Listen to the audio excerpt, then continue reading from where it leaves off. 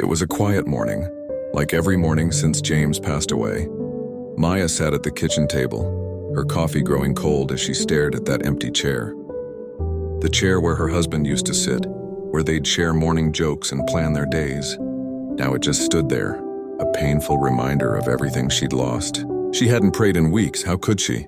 The silence from above felt deafening, almost mocking. Every morning was the same routine. Wake up, make coffee, and try not to break down at the sight of that empty chair. But this morning was different. Her 7-year-old son Levi padded into the kitchen, his hair tousled from sleep, his eyes still heavy with dreams.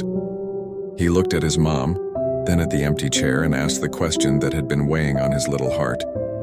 "Mom, is Daddy still with Jesus?" Maya forced a smile, though her heart ached.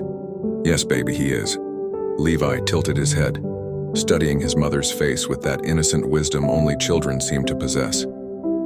"Then why don't you talk to Jesus anymore?" The question hit her like a wave.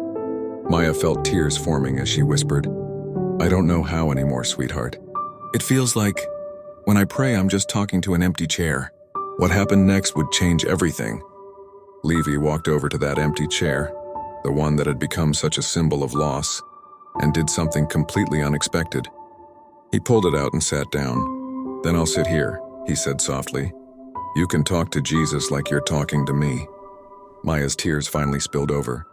Looking at her son sitting there, she found herself whispering, "Jesus, I'm so hurt. I feel like you took everything from me." Levi didn't say a word. He just sat there listening, and in that sacred moment something shifted in the room. It wasn't dramatic, no thunderbolts or burning bushes, just a gentle peace, a holy warmth that seemed to wrap around Maya like a familiar embrace. It was as if Jesus himself had been sitting in that chair all along, patiently waiting for her to return.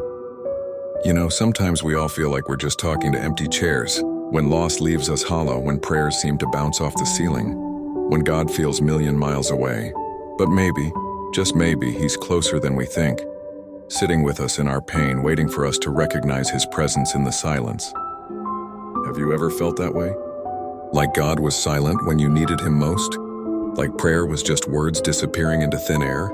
You're not alone. Sometimes it takes the innocent wisdom of a child to remind us that even in our deepest grief, even in our angry silence, God is still there, sitting with us, waiting for us to speak again.